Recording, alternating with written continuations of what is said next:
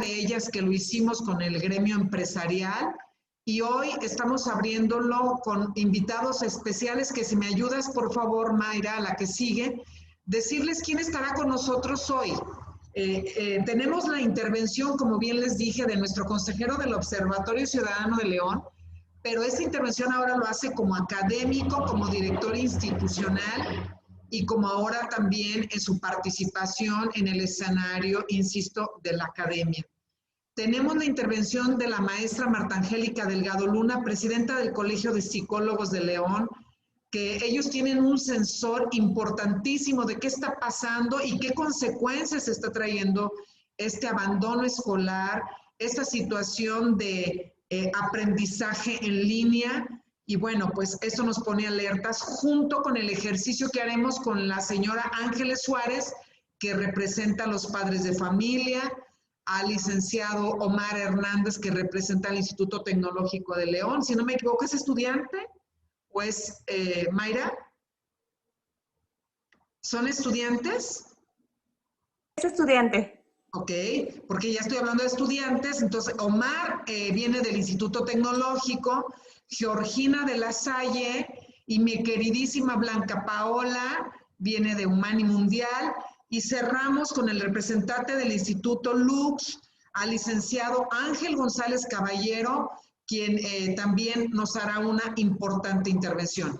Tenemos una intervención del Volver Colegio a Moncler. pedirles de favor, por respeto a los tiempos y que no se nos vaya la prensa, ser muy cuidadosos con los tiempos, nos da un margen máximo de 4 minutos y luego ya vendrán intervenciones en preguntas y en respuestas donde podemos ampliarnos y podemos dar un poco más de información con la intervención de todas y todos y cada uno de ustedes. Bienvenidos a esta mesa de análisis, un tema relevante. El observatorio ha puesto como eje rector de problemática para la atención de los candidatos y candidatas a alcaldía o alcaldesa como diputados en el estado de Guanajuato, cómo van a abordar este tema y creo que sus voces serán tomadas en cuenta el día de hoy, porque el próximo 27 estarán haciendo alusión de qué van a ser sus primeros 100 días de gobierno quien llegue a gobernar nuestra ciudad. Adelante, por favor, doctor Mora, es suyo el escenario.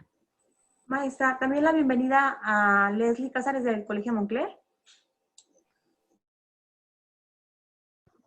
Sí, seguimos entonces con la maestra Marta Angélica Delgado, si es tan amable. Ay, ya está con nosotros. No, soy yo, Rocío, perdón. Es que, adelante. Bueno, muy buenos días a todos. Muchísimas gracias a mi presidenta, la maestra Rocío, por permitirme participar en esta interesante mesa. Soy médico pero siempre he sido un apasionado de la academia y de la educación. Y en este contexto, en esta circunstancia mundial del COVID, me permite tener las perspectivas como médico, tratante de pacientes COVID y también como académico en mi experiencia en la enseñanza. Y pues bueno, sin duda ha sido todo un reto. Decir reto es muy poco. Tenemos un cambio de vida completamente drástico en todo el mundo, pero aquí en México con las particularidades que caracteriza a nuestro país, de una gran falta de infraestructura, sobre todo infraestructura que era muy urgente asignar, una emergencia sanitaria que sí, ponla por favor, Mayra, muchas gracias, una emergencia sanitaria que nos hizo de forma intensiva avanzar en el dominio de las TIC, en el dominio de la tecnología y de la educación a distancia, con una gran carencia. Los inicios es primero en las familias, en qué lugar se ubicaban. No había un espacio en las casas para ubicarse, ni los profesores ni los alumnos, porque eso también era importante. Ya sin hablar de los requerimientos tecnológicos que deberíamos de tener. Y una vez que los que tenían esos requerimientos tecnológicos, el dominio de ellos, que hasta la fecha creo que no se ha logrado, pero bueno, eso nos forzó y se calcula que más o menos avanzamos de acuerdo a la tendencia que venía desde el 2000, 2005 y los estudios que se habían hecho del dominio en la docencia del uso de la tecnología. pues se dice que este año pasado nos obligó, el año pasado y hasta la fecha, nos obligó y nos permitió avanzar aproximadamente 10 años en el uso de las TICs o en el uso de las diferentes tecnologías. Entonces, es una conclusión, debemos volvernos más alfabetizados en términos digitales para ser más proactivos. La que sigue, por favor. Existe una encuesta nacional sobre la disponibilidad y uso de las tecnologías de la información en los hogares que se realizó en 2019, ¿sí? Y el 70.1%, lo que significa 8.6 millones de la población de 6 años o más en México es usuaria de Internet. Y 20.1 millones de hogares, lo que significa el 56.4% del total nacional, disponen de alguna conexión. Sin embargo, ahorita vamos a ver que esto aún así no es suficiente, no solamente el número. A ver, la que sigue. Estudios elaborados por el Instituto Nacional de Estadística y Geografía en colaboración con la Secretaría de Comunicaciones y Transportes y el Instituto Federal de Telecomunicaciones, de la población con estudios universitarios, el 96.4% se conecta a la red. Lo mismo hace 51.1% de personas con educación básica. Sin embargo, como sigo mencionando, sin un dominio completo, no las hemos aprovechado al 100%. Adelante. La que sigue. Persiste una brecha digital enorme, porque un asunto es que la gente tenga acceso a Internet y otro muy diferente que lo haga de manera adecuada. La brecha digital existe no solo por la cifra fría del porcentaje de población con acceso a esta herramienta, sino por el aparato que se usa y cómo conectarnos. O sea, no tenemos el aparato que realmente nos dé todo el servicio en casa, ni alumnos ni profesores, o lo tenemos en muy bajo porcentaje. La que sigue, por favor. Una parte importante de los usuarios se conecta a través de sus smartphones. Para empezar, la mayoría de ellos tiene minutos limitados por prepago y con esta herramienta no se puede hacer todo lo que una computadora nos permite. Para un estudiante, por ejemplo, es difícil tomar clases a través de estos dispositivos. Entonces, una cosa es que tengan internet, pero otra es que tengan el acceso correcto. La que sigue, por favor. De acuerdo con Networked Readiness Index del Foro Económico Mundial, el cual mide, entre otros aspectos, el grado de preparación de un país para aprovechar las TIC en pro del desarrollo y de la mejora de la calidad de la vida de la gente, nuestra nación se ubica en el sitio 57, de 121 economías en el sitio 57. Esto es pues verdaderamente preocupante. Y estamos en el número 4 dentro de América Latina, superados por Chile, Uruguay y Costa Rica. La que sigue, por favor. Ok, eso es para entrar en contexto y pues nos falta mucho que avanzar. Esta pandemia, aunque ya ayer no tuvimos ningún caso aquí en León, pero todavía no está solucionada. Yo calculo que mínimo nos vamos a llevar todavía otro año más en el cual no podemos regresar a esa vida, si es que alguna vez regresamos a la vida que antes tenemos. Por lo tanto, debemos seguir preocupándonos y atendiendo, ocupándonos en la resolución de cómo vamos a lograr que no haya tantas deserciones, cómo vamos a lograr que las familias no se vean afectadas en este gran problema que de por sí ya lo teníamos en nuestro país, de la carencia de recursos educativos y la carencia de una educación con calidad. Muchísimas gracias. Doctor, muchísimas gracias. Pones sobre la mesa temas muy preocupantes y mucha tarea que hacer de manera coordinada y organizada con la autoridad, porque ciertamente esto, si no se logra esta conjunción de esfuerzos, difícilmente vamos a revertir esta situación y cada vez vamos a ver más niños y adolescentes en las calles. Y pues sabemos que el factor de educación es un factor de desarrollo. Muchas gracias. Y damos continuidad con la maestra Marta Angélica Delgado. Nuevamente, muchas gracias. Siempre muy dispuesta a estar con nosotros. Bienvenida. Adelante, por favor, maestra. Muchas gracias, Rocío. Agradecida siempre con el Observatorio Ciudadano por la invitación de compartir reflexiones, de colectivizar reflexiones, en este caso sobre los retos de la educación tras el COVID. Y bueno, quiero comentarles de entrada que ya son muchos días, más de 383 días que como sociedad hemos afrontado de diferentes maneras la pandemia de COVID. Los costos han sido sociales, económicos, familiares y personales y han sido muy, muy altos. Algo muy importante es que con el advenimiento del semáforo verde de reactivación económica, se están dando pasos para la reactivación escolar a través de un entorno gradual a clases presenciales. Pero surge una pregunta que quiero compartir. ¿Estamos preparados para la transición tan anhelada de regresar a las aulas? Este regreso implica varios elementos y varios desafíos que me permito compartirles. Estamos hablando para el sistema educativo, hablar de un modelo híbrido, desarrollar un modelo híbrido. Esto implica el que se pueda conjuntar un modelo de trabajo docente, aula-casa. Su implantación, adecuación y planeación, además de la operación, deberá de llevarse a cabo en un tiempo récord y, sin embargo, tiene que asegurar su efectividad. Ha habido los tiempos necesarios y suficientes para colectivizar entre los docentes, entre los cuerpos académicos, la manera de cómo se va a regresar. Queda como una pregunta si son suficientes, porque ha habido tiempos, pero ¿son estos suficientes? Y bueno, ya lo comentaba el doctor, el acceso a Internet tendrá que ser un punto ineludible para poder analizar si va a haber un modelo híbrido, porque sabemos que el acceso al Internet, más allá incluso de los equipos, pues no se tiene la infraestructura. Y esto hace un tema ineludible para los congresistas, los y las congresistas, los y los senadores. El 2020 se ha planteado de repente también como un año en donde se perdió el aprendizaje. Lo hemos escuchado de padres y madres de familia, de los mismos alumnos. Y bueno, sabemos, es real que hubo un impacto y hay un déficit en el nivel educativo.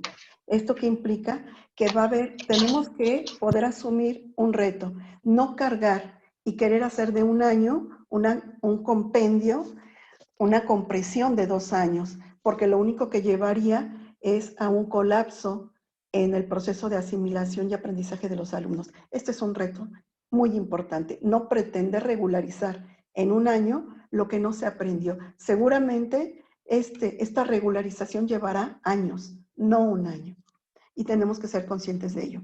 Para ello es importante que el sistema educativo considere un diagnóstico que implica el poder medir el nivel de aprendizaje alcanzado e incluso la pérdida del aprendizaje programado, que implica también el que se pueda generar una renovación pedagógica a través de la recuperación de las prácticas de los y las docentes.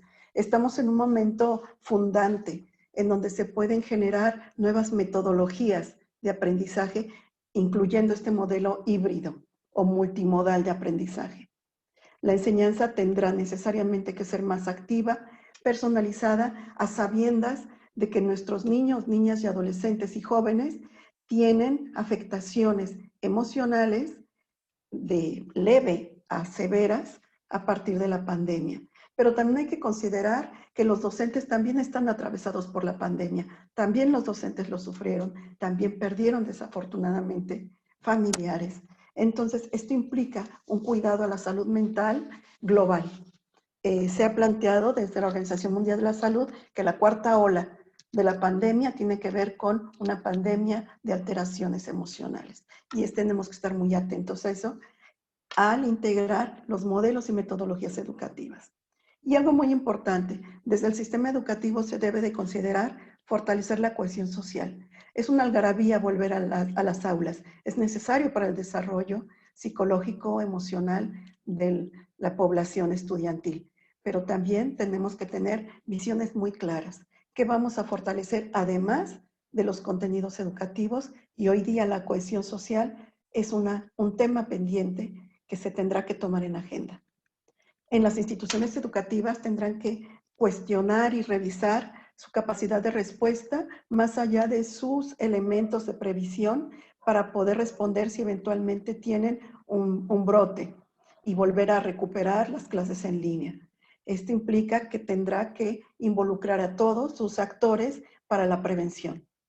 Y dos puntos importantes más que quiero agregar, en relación a los docentes, decía yo hace un momento, implica construir una metodología educativa, un modelo líquido, flexible, híbrido, en donde partiendo de su bagaje teórico-conceptual, recuperen a los sujetos, me atrevo a decirlo, sufrientes, que son nuestros niños, niñas y adolescentes y jóvenes. Hoy ellos están muy agotados. Ha habido ya estudios sobre el agotamiento estudiantil durante la pandemia y el agotamiento y la desmotivación está presente. Aquí tenemos que trabajar de manera importante técnicas activas, pero sobre todo, y quiero hacer el hincapié, todos tenemos que hablar mucho en los consejos técnicos, en las aulas con los estudiantes. Tenemos que hablar, hablar y hablar de qué vivimos durante este tiempo. Tenemos que recuperar y darle sentido a lo que nos sucedió, a lo que le sucedió al vecino, a las pérdidas y a los descubrimientos de nuestras capacidades que pareciera que son nuevas, a los descubrimientos de nuestros nuevos talentos en los manejos de las tecnologías. Y de manera importante, y para concluir, resaltar que el aula tendrá que ser un espacio de encuentro, de reconocimiento del otro y de uno mismo, de convivencia, que permita reconectar todas esas relaciones y a la vez volver a reconectarnos con nuestros pares para crear juntos, no una nueva normalidad, para crear juntos una circunstancia más propicia para el crecimiento y el desarrollo. Muchas gracias por la atención. Ay, maestra, realmente pone puntos sobre la mesa importantísimos y que ojalá que estemos a la altura de esta problemática. Leía hoy en el Milenio que se habla de que Guanajuato, San Luis Potosí, Nuevo León y Sinaloa son de los estados que han trabajado mejor los protocolos de regreso a clases. Sin embargo, pues tenemos problemas porque esto tiene una implicación económica. A nivel nacional se han afectado casi 5,500 planteles, haces alusión a algunos, y esto representa casi 600 millones de pesos, que a veces es difícil pensar en recursos tan ajustados, pero que finalmente tendrán que trabajarse en el punto de vista económico, académico, y como tú lo hablas, este reencuentro que deberán de tener en esta filosofía de reconstruir lo perdido y de cómo lograr encontrar y descubrir, que también mencionas, escenarios favorables para nuestros niños, adolescentes y jóvenes. Muchas gracias, como siempre, tu intervención valiosísima, igual que el doctor Mora, y le pedimos ahora la intervención, si es tan amable, de Ángeles Suárez, que representa a los padres de familia, y le pido una disculpa a Leslie. Un abrazo enorme, bienvenida de Moncler. Ya estaremos haciendo su presentación respectiva. Bienvenida, maestra, a nuestra mamá Ángeles Suárez, a esta mesa de análisis. ¿Qué tal? Muy buenos días. Muchísimas gracias a la maestra Rocío Naveja, a Mayra Legaspi, a Iracy Muñoz. Besos. Igualmente, maestra, muchas gracias. Y a Leonardo Sánchez y a todo el equipo del Observatorio Ciudadano, que aprovecho el espacio para hacer una felicitación enorme por todo el trabajo que realizan en pro de los ciudadanos y de todas las políticas públicas que existen y las áreas de oportunidad que hay en ellas. Bueno, pues yo agradezco la invitación para poder dar un testimonio como una persona perteneciente al grupo de madres y padres de familia que en la actualidad viven los retos de la pandemia desde la casa y desde el trabajo. Entonces, preparé esta breve presentación para comentarles lo siguiente. Bueno, el contexto es que, de acuerdo a cifras del tercer informe de gobierno del estado de Guanajuato, en educación básica se atiende al 91.2% de las y los guanajuatenses de 3 a 14 años de edad, lo que representa una matrícula de cerca de 1.248.000 alumnos. En preescolar concretamente se atendió al 67.3% de la población de 3 a 5 años de edad, que es la población que a mí me toca en este momento vivir como una experiencia real y palpable, porque tengo una pequeña de 5 años que está en preescolar. Desde marzo de 2020, el trabajo se ha realizado en casa. Tuvimos, la etapa de inicios de la pandemia, en la que todos teníamos miedo de dejar a nuestros niños en las escuelas, y abordamos estas decisiones de que los niños se quedaran en casa como la mejor manera de protegerlos y protegernos a todos ante un panorama de incertidumbre, de una enfermedad que apenas vamos y empezamos a conocer. Vimos con tristeza cómo la etapa de socialización de nuestras niñas y de nuestros niños pues se truncó en algunos de los casos, como en el mío. Era el primer año escolar de mi hija y bueno, tuve que contener esa parte de socialización que apenas empezaba ella a desarrollar. Pero bueno, la oportunidad que hemos tenido de las clases diarias, en mi caso, agradezco mucho el apoyo del Jardín de Niños Belisario Domínguez y concretamente de la maestra Nancy Ruth Torres, que bueno, es un ejemplo de generosidad con su tiempo, porque ha apoyado a los grupos de padres y madres de familia para poder abrir espacios en los que se pueda atender a los niños, no importa si sus mamás están o no trabajando por las mañanas, y nos ha abierto espacios para poder atender toda esta etapa de enseñanza-aprendizaje por las tardes, lo cual, bueno, nos ha propiciado un esfuerzo de todas las familias por reinventarnos desde la organización de nuestros tiempos, como de la organización de nuestros espacios, de poder tener los elementos básicos necesarios para poder hacer frente a esta nueva educación, a esta modalidad en línea. Coincido con el doctor Mora que ha sido muy difícil en ocasiones por los problemas de conexión que se puedan tener en los distintos hogares, y eso ocasiona que las clases no sean en muchas de las ocasiones pues se realicen en las mejores condiciones, porque o se corta el internet o se nos van los datos. En fin, hay muchas cosas en este aspecto que hemos tenido que las familias ir sorteando para poder continuar con las clases de nuestros hijos. Ahora hemos visto, bueno, agradezco mucho la solidaridad, también debo decirlo, en los trabajos que nos han permitido hacer espacios para poder compaginar esta etapa de no solo de mamás, sino de maestros, para acompañar este proceso. Los pros y los contras que hemos visto en esta etapa nos dicen que en este momento estamos ante un tiempo de una enseñanza incomparable por toda esta disposición y compromiso de los maestros, y también disposición de los padres de familia para hacer frente a este tiempo que es excepcional. Bueno, la socialización infantil, como lo comentábamos, la falta de contacto con el mundo exterior ha sido uno de los principales retos que hemos tenido que enfrentar. Y entre los pros está la dinámica virtual, que nos ha permitido a los niños tener nuevas posibilidades de conocimiento y nuevas habilidades. Las afectaciones en la conducta, que no tienen ningún pro y más bien son manifestaciones por el aislamiento. La Organización Mundial de la Salud nos dice que nuestros niños pues también son víctimas de ansiedad, de estrés, de cansancio, por esta nueva dinámica. En esta nueva dinámica hemos vivido casi todo el tiempo en el estrés absoluto, desde poder organizarnos hasta poder llevar a cabo todas las actividades que nos proponemos por las diversas circunstancias en las que las desarrollamos. El acompañamiento en el proceso de enseñanza-aprendizaje, bueno, entre los contras es la atención familiar que les comento y profesional, de poder compaginar todos estos roles que ahora tenemos que hacer las madres y padres de familia. Y los pros es el 100% de atención que hemos podido dar a este proceso de enseñanza-aprendizaje con nuestros niños, que no tiene precio, que no se compara con nada, el poderlos ver cómo aprenden y seguirlos tan de cerca. Eso es un aspecto que yo destacaría muchísimo. Y las nuevas formas de comunicación, se disminuyen las relaciones interpersonales, pero hemos visto cómo la adquisición de nuevos conocimientos para los niños, que ahora se pueden conectar en donde estén y ellos ya adquieren estas nuevas habilidades, también es un aspecto que yo destaco muchísimo. Y los retos personales de organización, que nos llevan del estrés y la tensión absoluta al crecimiento personal, de poder ver día a día que podemos hacerle frente a estas circunstancias.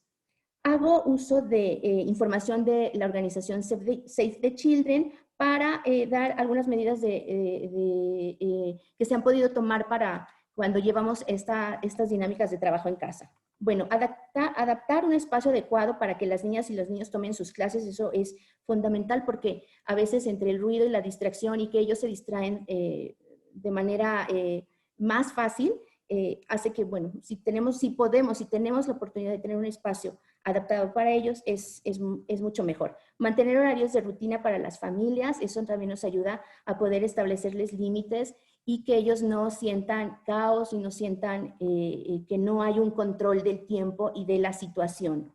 Realizar actividad física nos lo recomienda la Organización de la Salud mucho para que ellos puedan sacar toda esa tensión que tienen. Seguir una dieta saludable en la medida de nuestras posibilidades que nos permita que ellos desarrollen todo su potencial. Organizar las tareas en el hogar para que todos tengan una responsabilidad y la puedan llevar a cabo. Realizar acuerdos de convivencia y cumplirlos, eso nos ayuda a que las etapas de tensión se vivan de mejor manera y se puedan arreglar los conflictos que se puedan suscitar. Propiciar momentos de diversión en la familia son básicos para fortalecer estas relaciones intrafamiliares, y propiciar la convivencia con nuestros niños ahora es básico porque ellos están enfrentando situaciones que nosotros pensábamos que solo podemos vivir cuando llegáramos a etapas de adolescencia y adultez, y ellos ahorita son una generación que se está formando en una pandemia, pero que yo destaco que si conducimos bien a nuestros hijos podrán ser unos seres humanos capaces de afrontar cualquier reto que se les imponga. Y las máximas a seguir pues siempre son la empatía, la confianza y el respeto en las relaciones familiares. Los próximos retos que nosotros, o que yo como madre de familia veo, coincido con la maestra Angélica, el regreso a clases, esta modalidad híbrida, será para todos.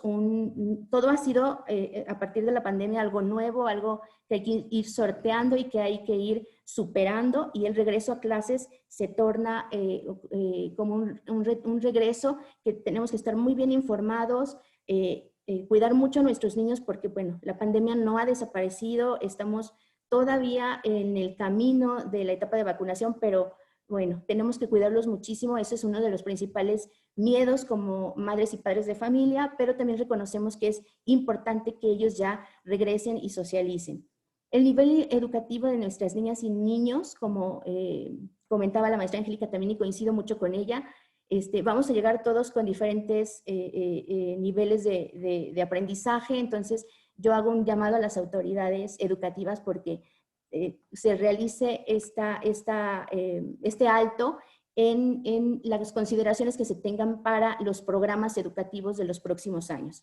Las incidencias emocionales, eso es bien importante cuando ha habido niños que al principio no manifestaban ninguna afectación emocional, lo están haciendo ya ahora o lo hicieron al principio, pero siempre está presente.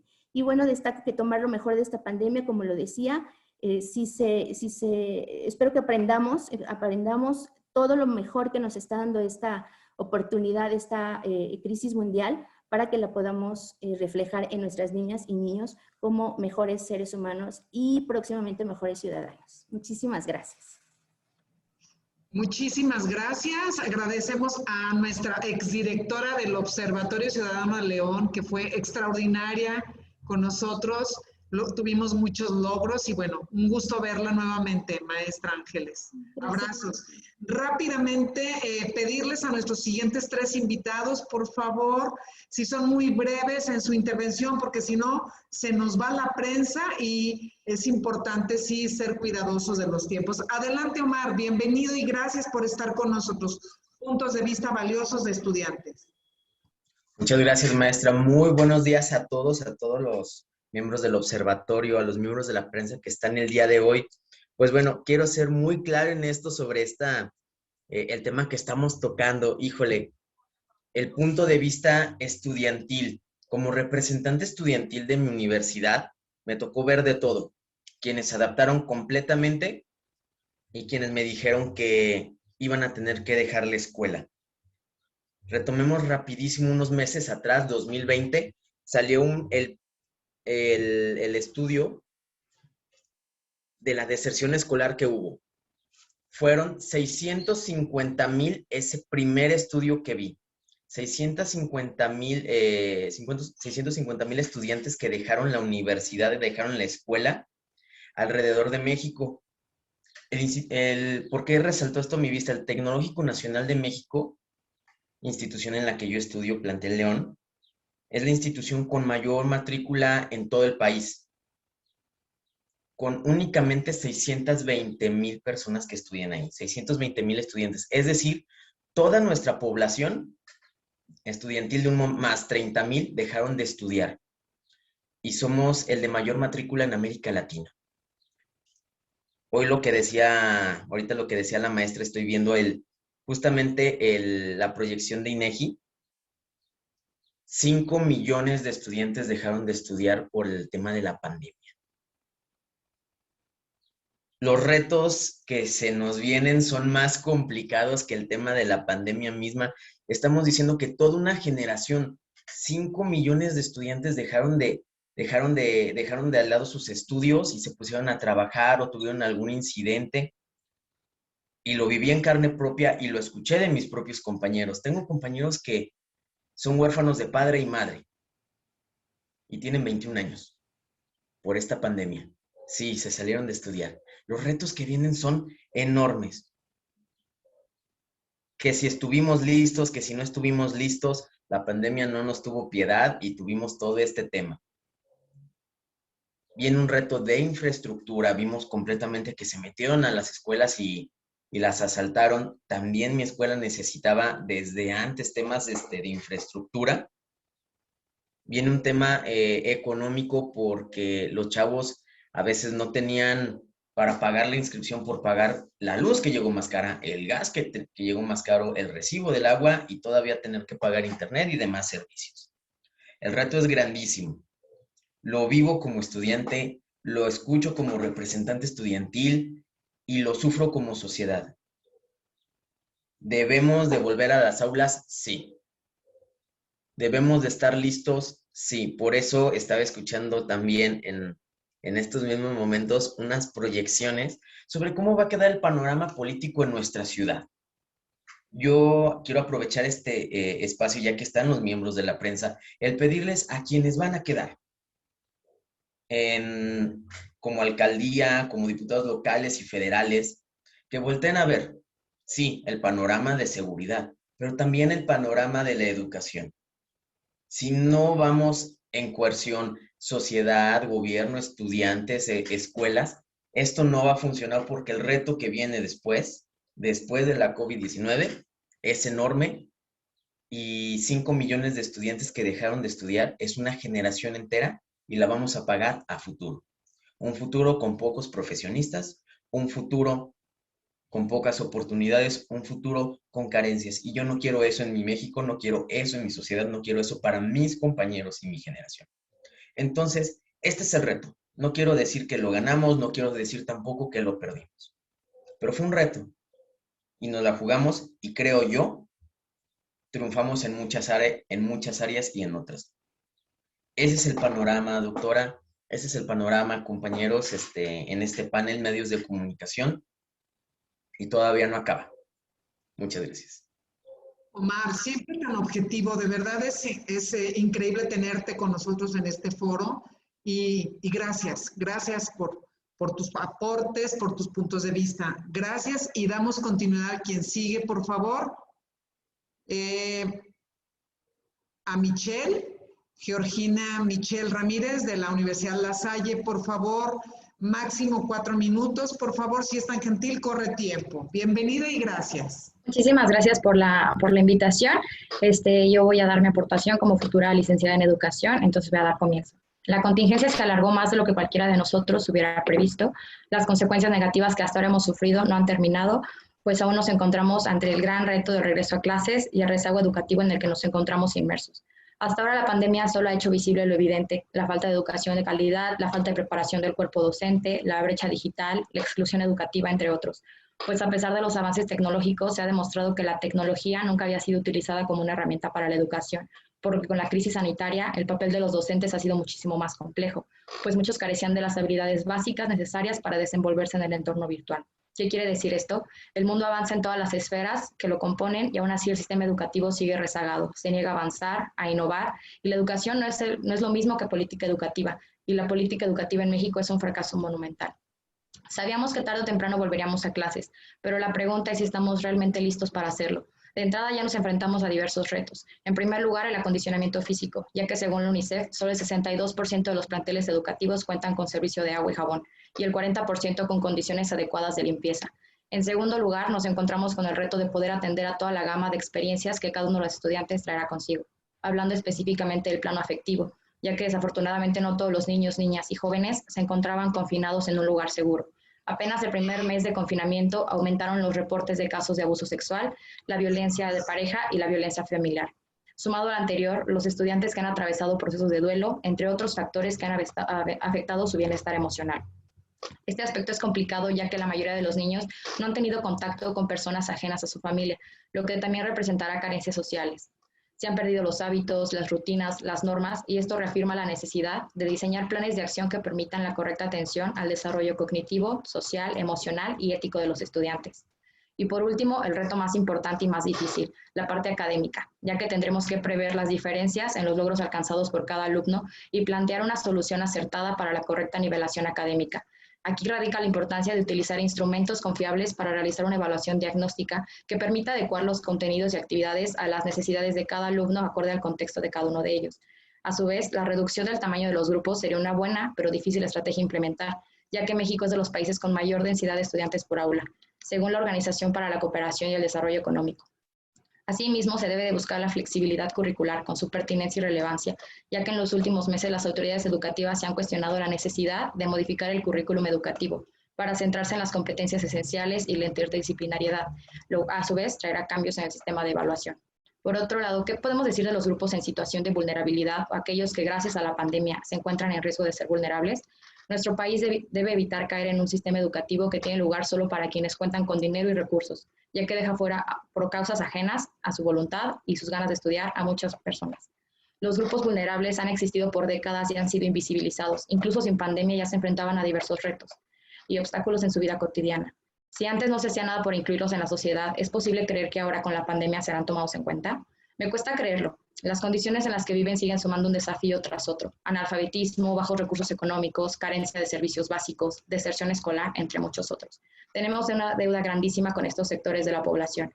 Es hora de replantearnos nuestro papel como educadores. ¿Estamos realmente potenciando el desarrollo de las personas? Algunas de las propuestas sería darle prioridad a la capacitación docente, principalmente en las competencias digitales, el manejo del estrés y la dinámica de grupos, diseñar consejos técnicos escolares que dediquen exclusivamente... Por favor, Michelle, gracias. Sí, ya voy a terminar. Se dediquen exclusivamente a planear, repensar y reorganizar profundamente el currículum e implementar programas de socialización y habilidades psicoemocionales en todos los niveles escolares. Debemos ser fuertes y responsables porque tardaremos en recuperarnos de todo esto que hemos perdido en la pandemia, pero si regresamos y seguimos haciendo lo mismo de antes, todo habrá sido en vano. Muchas gracias. Gracias, mi niña. Hablaste de un escenario muy descriptivo y gracias por tu aporte. Gracias, mi niña. Ahora a continuación le pedimos, por favor, también que sean muy respetuosos en el tiempo, porque no es una decisión mía, sino es el tema de la prensa y de todos los que estamos aquí en esta mesa. Ahora le cedemos el uso de la palabra a Blanca Paola Vera Martínez. Por favor, adelante, Blanquita. Por favor, 4 minutos máximo. Gracias. Está claro. Hola, buenos días a todos los que nos escuchan en esta mesa de conversación. Primero agradezco al Observatorio Ciudadano y a la Universidad Humana y Mundial por permitirme esta oportunidad. Mi nombre es Blanca Paola Vera Martínez. Estudio la licenciatura en Psicología en la Humana y Mundial. Bueno, primero quiero hablar rápidamente de la deserción escolar. De acuerdo al Consejo Internacional de Empresarios, hay un aproximado de 2.525.330 alumnos de nivel preescolar, primaria, secundaria y bachillerato que han desertado totalmente, mientras que a nivel superior hay 305.089 alumnos que también han desertado. Como ya lo vemos, es un dato alarmante y preocupante, un foco rojo en el cual debemos poner mucha atención para buscar soluciones reales. Les voy a leer la frase que dice: uno de los principales retos que enfrenta la educación en el país hoy en día, en el cual emanan y subyacen los demás, es el de la desigualdad social y educativa que impera en nuestro país. Bueno, la desigualdad social y educativa es un tema importante, hablando de los retos que se enfrenta tras la pandemia del COVID-19. No todas las personas cuentan con los recursos necesarios para llevar una buena educación en línea. Siguiente, por favor. Los problemas en educación en línea. El abastecimiento de equipos multimedia en todas las escuelas del país, la adquisición de servicios como internet y telefonía, la capacitación de maestros y alumnos en el uso de plataformas educativas, la falta de empatía general hacia los alumnos y padres que no cuentan con los medios necesarios para acceder a la educación en línea y replantear lo que hay que enseñar en la escuela. A pesar de que se habla en que vivimos en la era digital, muchas personas no están del todo implicados en el mundo de la tecnología, por lo que los invito a reflexionar y a generar empatía que como sociedad en algunas ocasiones nos hace falta. Los retos a los que nos enfrentamos después de la pandemia es la desigualdad social, la socialización entre los alumnos, la higiene del sueño, la falta de recursos en las instalaciones, el uso permanente de cubrebocas y sana distancia, y sobre todo el rezago escolar. Cada uno de estos retos son muy importantes. ¿Por qué? Porque para después de esta pandemia nos enfrentamos a problemas reales, ya que se requiere de buenos resultados a nivel académico tanto en León como en todo el país. Después de que las escuelas han sido vandalizadas y no cuentan con los servicios públicos necesarios como lo es el agua y la luz, tampoco los espacios son adecuados para el regreso a clases presenciales. Después de esta pandemia tenemos la obligación de ser más cuidadosos en la convivencia entre pares. Eso sería todo de mi parte. Muchas gracias por su atención. Excelente, Blanquita. Un abrazo enorme. Aportes también grandes retos. Seguimos hablando, como decía el doctor Mora, grandes desafíos, grandes retos. Adelante, por favor. Y pedimos ahora a Leslie, le pido una disculpa que no le hice presentación, pero bienvenida a esta mesa de análisis. Es tuyo el micrófono. 4 minutos, por favor, Leslie. Muchas gracias, Rocío, por la invitación. Pues bien, me ha costado mucho esfuerzo mental escuchar todas las intervenciones que han tenido ustedes, porque sin lugar a dudas ha habido una etapa muy dolorosa para todas las personas y a nivel social, sin lugar a dudas. Lo que voy a presentarles el día de hoy es una propuesta desde el proyecto de innovación educativa que hemos estado desarrollando, y contarles también que somos ya de las instituciones educativas que esta es nuestra segunda semana en la que hemos abierto las puertas a nuestros alumnos en modalidades parte híbrida, parte no. Más bien parte como van presenciales, y esto quiero reforzarlo con ustedes. Hemos hecho un énfasis en la presencia. Más que reforzar la idea de híbrido en donde les vamos a seguir dando contenidos teóricos desde casa, desde nuestras plataformas. El proyecto de Entrar, que fuimos la primera escuela en entregar a la Secretaría de Educación Pública nuestros protocolos, el proyecto se basa en reencontrarnos socialmente, en tratar de reconstruir esta red de innovación educativa que como colegio nos ha distinguido, y no nada más para nuestros alumnos, sino en la sociedad en la que estamos. Podemos ver, esto quiero reforzarlo mucho, se trata de seguir creciendo para ayudar a nacer nuevas posibilidades. Pérdidas hemos tenido todos. Sin lugar a dudas, el rezago educativo existía antes de la situación de pandemia a nivel, no nada más nacional, sino a nivel Latinoamérica sobre todo. Y esta necesidad también que a veces tenemos los seres humanos de culpabilizar a otros para no asumir responsabilidades, hemos tratado de dejarla de lado. Quiero compartirles solamente la siguiente diapositiva y una reflexión final, que para nosotros ha sido una etapa de soltar creencias sobre la educación que antes teníamos. Hemos tratado de abandonar la idea de cómo se organizan los grupos, cómo se organizan los horarios, cuáles son los contenidos prioritarios que los alumnos deben de tener en sus espacios presenciales en clase.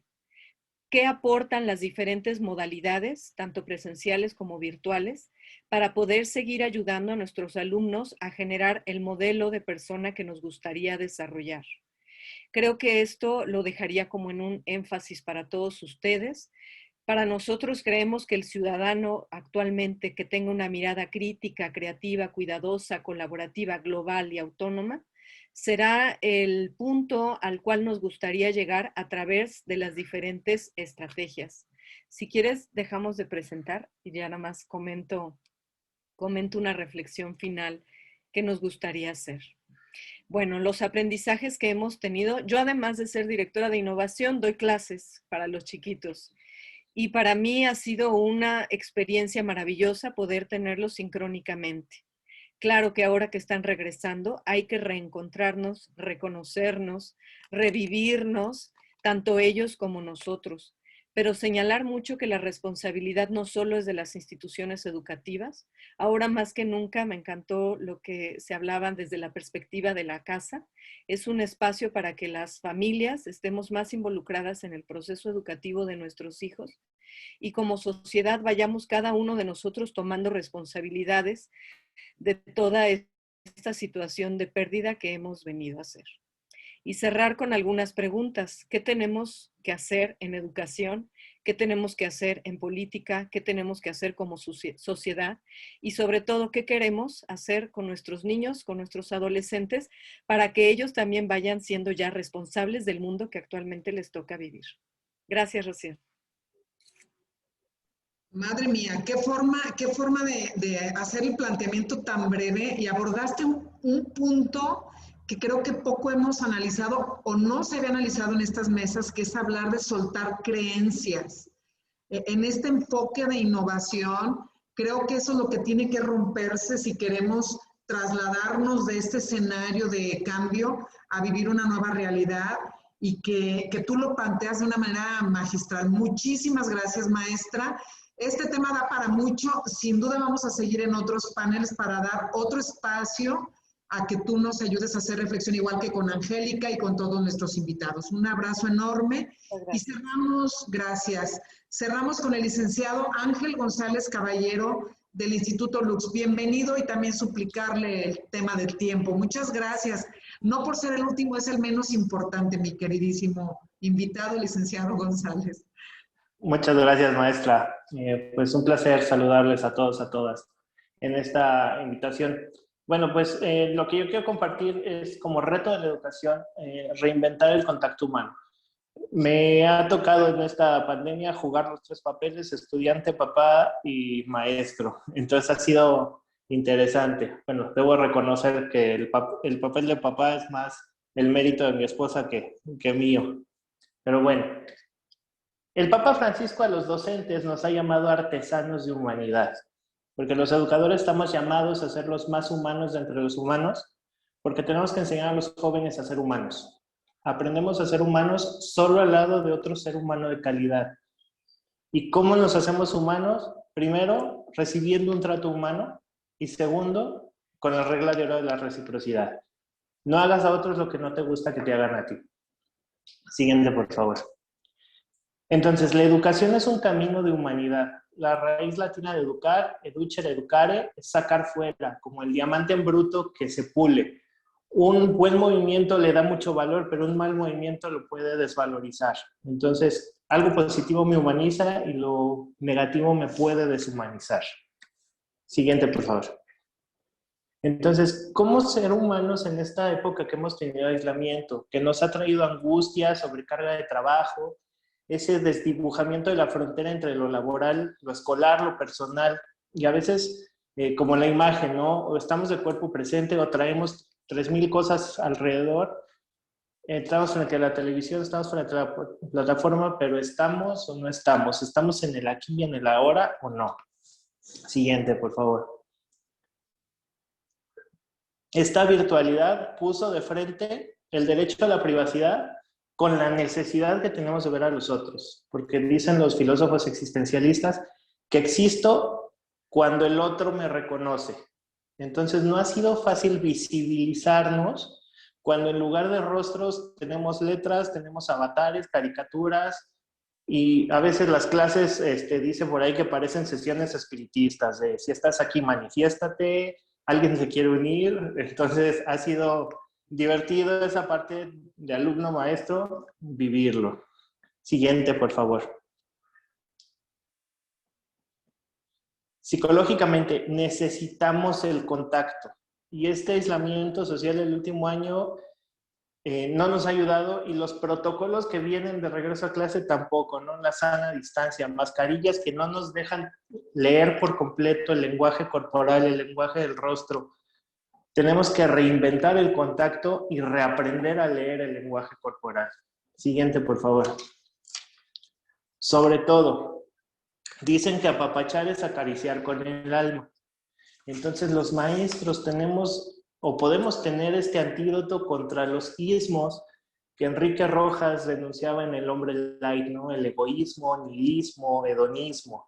¿Cómo? Creando espacios seguros de relaciones cálidas y a veces también perdiendo el miedo de salirnos de la planeación para invertir tiempo en reconocer, visibilizar, validar y sobre todo humanizar al estudiantado. Siguiente, por favor. Este tiempo nos ha permitido vivir lo que Buber llamaba la distancia originaria, para darnos conciencia de nosotros. Ahora tenemos que reconstruir la otredad, al otro. Lo que San Ignacio de Loyola menciona como movimientos del buen espíritu, que es una espiral excéntrica, excentris, o sea, salir del centro que somos nosotros y salir a los demás. La última, por favor. Entonces vamos a reconocer que en este tiempo que viene, tal vez vamos a seguir solos, pero no solitarios. Seguimos construyendo comunidad. Y sobre todo los docentes tenemos el reto de seguir construyendo espacios áulicos, sean virtuales, presenciales, híbridos, en los que pese a la distancia entre aulas o entre las casas, nos vamos a sentir incluidos, escuchados, validados y vistos. Y esa es la diferencia que los docentes podemos hacer. Muchas gracias. Muchísimas gracias, maestro Ángel. Un abrazo, de verdad. Hoy tuvimos una mesa de lujo. ¿Cómo quisiéramos tener más tiempo, verdad, doctor Mora? De estar escuchando experiencias y reviviendo temas tan importantes como lo es este doloroso cambio, pero pues también hay que sacar cosas positivas. Creo que esto debe emerger en esta vocación de entender que es algo bueno, que debe de generar aprendizajes, insisto, dolorosos, pero que tiene que dar un rostro distinto a nuestra sociedad, a nuestros hogares, a nuestras instituciones educativas, a ese sentimiento de no sentirnos solos. Me parece que, como bien lo mencionaba el maestro Ángel, el ser solitarios no es bueno, pero sí son momentos de análisis para que caminemos juntos. Solos, y ahí decían los economistas, bueno, es que perdónenme mi vocación, que solos, que se aísla, se muere, y creo que hoy más que nunca se requiere ese sentimiento de humanismo. Abrazos enormes. Ya empezó la primera pregunta y dice Orlando Humérez de PopLab para el doctor Mora. Con la aprobación de la vacuna de Pfizer para adolescentes, ¿usted considera que se debe priorizar la administración del inmunológico a los alumnos para un regreso a clases seguro? Adelante, por favor, doctor Mora.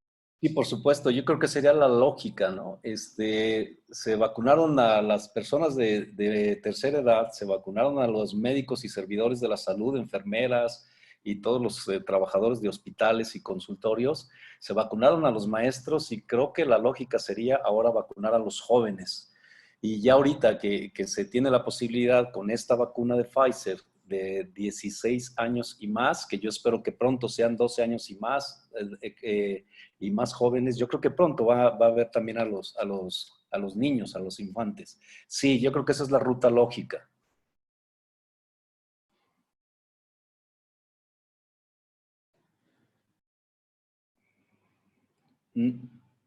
No se te escucha, Rocío. No sé si los demás sí te escuchen. Ah, tienes cerrado el micrófono, Rocío. Perdónenme. Gracias. Ya dio las gracias, Orlando Humérez, y les decía que dejamos el micrófono abierto si alguien desea hacer la pregunta directa. Adelante, por favor, o quedó sumamente claro para la prensa todo lo que dijeron nuestros expertos y estudiantes.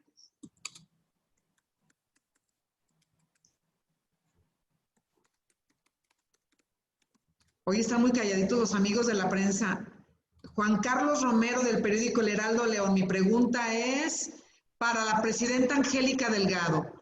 Debe fortalecerse el área de atención psicológica en las escuelas e implementarse en algunas donde ni siquiera se tiene, además del impacto en los alumnos.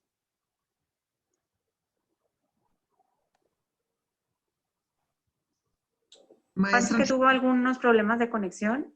Ok, creo que esto podría contestarlo muy bien la maestra Leslie, el maestro Ángel de nuestros invitados. ¿Podrían apoyarnos? Si son tan gentiles, ¿puedo repetir la pregunta? Dice, debe fortalecerse el área de atención psicológica en las escuelas e implementarse en algunas en donde ni siquiera se tiene, además el impacto en los alumnos. Maestra Leslie, por favor, suyo el micrófono. Muchas gracias, Rocío. Bueno, yo más bien pensaría en 3 grandes líneas que hay que fortalecer. Por supuesto, el trabajo que los psicólogos hacen para acompañar a los maestros y el profesorado, el equipo directivo y los alumnos es fundamental. Pero también hay una línea pedagógica y filosófica que ayuda a trabajar a nuestros alumnos con el sentido de vida. ¿Quién soy yo? ¿En dónde estoy? ¿Qué hago aquí? Un poco lo que decías, Ángel, hace rato, reencontrar el sentido de la vida y de los valores fundamentales que nos están orientando para ser las personas que queremos llegar a ser. Entonces, sí creo que la inversión tendría que ser general, es decir, no cargarle todo como pretendemos cargar en muchos momentos responsabilidades a una sola área, sino fortalecer el proyecto educativo, fortalecer, por supuesto, la visión filosófica de la vida y los valores fundamentales como ciudadanos para tener una perspectiva mucho más global y menos centralizada como la que creo que la educación ha tenido tradicionalmente, centrada en mejorar solo a un alumno. Se trata de mejorar a un grupo y mejorar una institución educativa que está inmersa en una sociedad. Muchísimas gracias, maestra Leslie. Hay otra pregunta que me gustaría si nos apoya el maestro Ángel González. Con base a los datos presentados, ¿consideran que se necesitará un año para la regularización de los alumnos? ¿Y en cuánto tiempo se puede decir que la educación vuelve a la normalidad?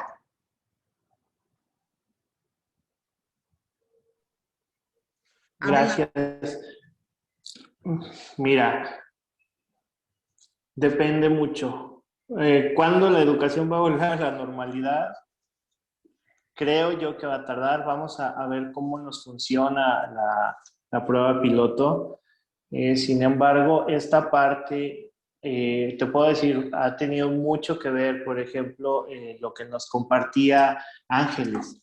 La posibilidad de haber tenido un apoyo pedagógico externo en la tarde con los niños y pudo haber hecho mucha diferencia. Ver a los papás dedicados al aprendizaje puede ser ahí, porque finalmente, así como dicen los docentes, no estábamos tan preparados para la tecnología. Me parece que fue Michelle la que lo dijo. La tecnología no había sido usada para la educación. Pues tampoco de repente los papás estábamos listos para ponernos a tomar ese papel, ¿no? Entonces, sí se va a necesitar una regularización, me parece que tiene que contemplarse. Sin embargo, no creo que pueda tomarse demasiado tiempo sobre todo en los ritmos actuales, ¿no? Que necesitamos avanzar, más bien un ejercicio de resiliencia, un ejercicio de empatía por parte de los maestros, de los papás, de los mismos alumnos y salir adelante, ¿no? Más de un año a lo mejor sí, pero bueno, es lo que considero. Gracias. Esta pregunta también quisiera hacérsela a la madre de familia, a la maestra Ángeles, que además es colaboradora también en áreas de gobierno. Por favor, adelante. ¿Está con nosotros? Si no, hay una pregunta también. Gracias, esta pregunta fue para TV4. Y hay una pregunta de correo para el doctor Mora. ¿Cuáles son las afectaciones emocionales que esta situación puede provocar en el estudiante? Y si para los padres es fácil detectar o qué acciones puede tomar. Sí, yo creo que la cercanía que están teniendo los padres con los hijos, eso les permite detectar muchas cosas que antes no detectarían.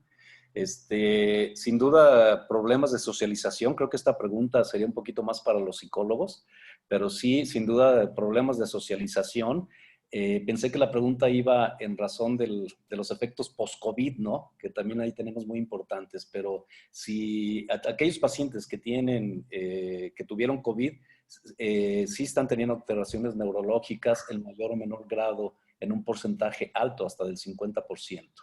Pero en cuanto a la cuestión de conducta o la cuestión de psicológica, yo creo que sí puede haber unos problemas de capacidad de socialización, unos problemas de inseguridad, problemas de todo aquello que apareja la falta de crecimiento que tiene un individuo desde niño al vivir socialmente en un aula. Yo creo que ahí es por donde nos puede alterar. Creo que la respuesta más bien por ahí la debe tener un psicólogo. Gracias. Gracias. Creo que también esta sí se la podemos también compartir a la maestra Ángeles Suárez. Gracias, maestra. Sí, la experiencia que hemos tenido con otros padres de familia en los grupos de la escuela es que los niños, si bien muestran entusiasmo por estar en sus clases virtuales, y esto porque los acerca un poco a su entorno de escuela, sí les ha provocado como miedo a lo que va a suceder, a si no se va el bicho, les provoca ansiedad, frustración, angustia. Entonces creo que sí es importante, y cada niño lo manifiesta de distintas formas, entonces creo que sí es importante este acompañamiento que se lleve médico en la medida de las posibilidades de cada uno de nosotros. Muchísimas gracias. ¿Está con nosotros la maestra Angélica? Porque también decía el maestro, el doctor Mora, que lo preguntáramos desde el punto de vista de la psicología.